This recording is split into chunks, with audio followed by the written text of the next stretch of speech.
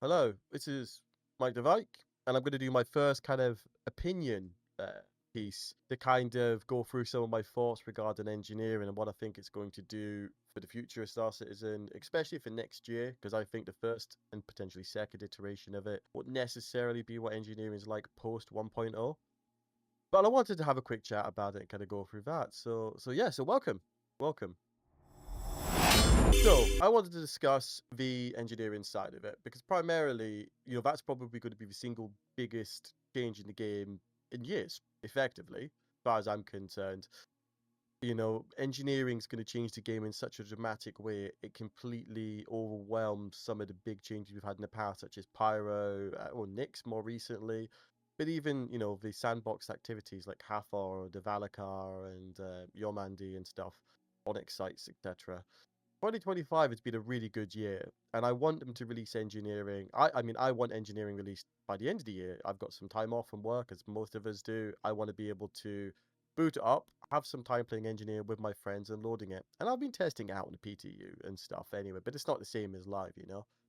But my concern with engineering is they're over tweaking it and they're not genuinely thinking about the consequences stuff. And what I mean by that, and I've got a couple of things up on my site here which you can't see, but a couple of accounts I'm following and kind of various other parts of it. But a great example of it is recently there was an X account, an anime profile picture. I forget the name, but this person, performed a test where they used a light fighter against a Perseus, and the light fighter guns could penetrate. To me, I don't think it should be able to. I think the armor should scale, and what I mean by that is I think your lasers shouldn't be able to penetrate some of the more powerful shields. So ones, can do ones, can do twos less effectively, shield size, and then size three shields they're going to really struggle against size four kind of upwards. And progressively the same system with armor. The tougher the armor, the less damage these smaller caliber or size weapons are going to do. So you require larger calibers to do it.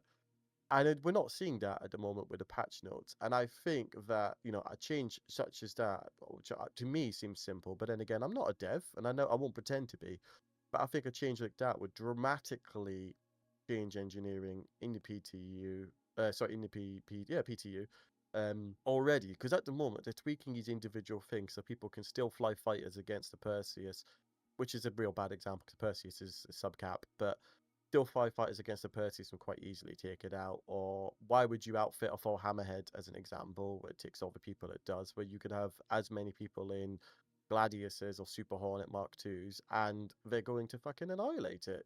Straight in DPS wise, it's a better choice to go for the light fighters over the and medium fighters over a capital ship of the size.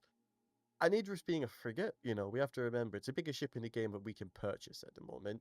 That's in inverse. But the Idris is just a frigate at the end of the day, and a frigate's a smaller class warship anyway. But the Idris should be one of the toughest ships to take down due to the nature of the armor on here. The civilian variant, there's an argument to be made maybe the armor isn't as thick. And I'm up for that. I've got the civilian equivalent because I war bonded, whatever the one dropped on things, the Idris P.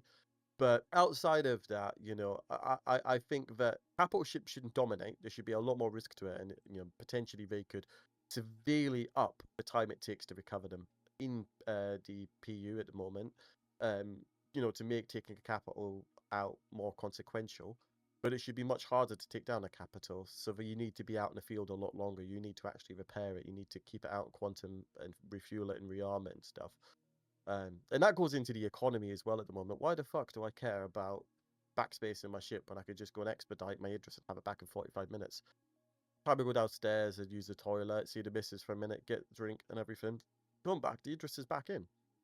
So this was a really, really small rant. Literally, I wanted to keep it under 5 minutes just to go through my engineering thoughts. I don't think the projected engineering side at the moment is a great engineering aspect, but I am here for it, and I do think CIG are going to grow. I do think CIG are going to learn, develop, and take some of this feedback on board, and it will progress through. And then, this time next year, we might have a really solid system that's going to be great for the foundation going forward. But yeah, anyway, thank you very much for watching. This is Mike, and I'll see you soon.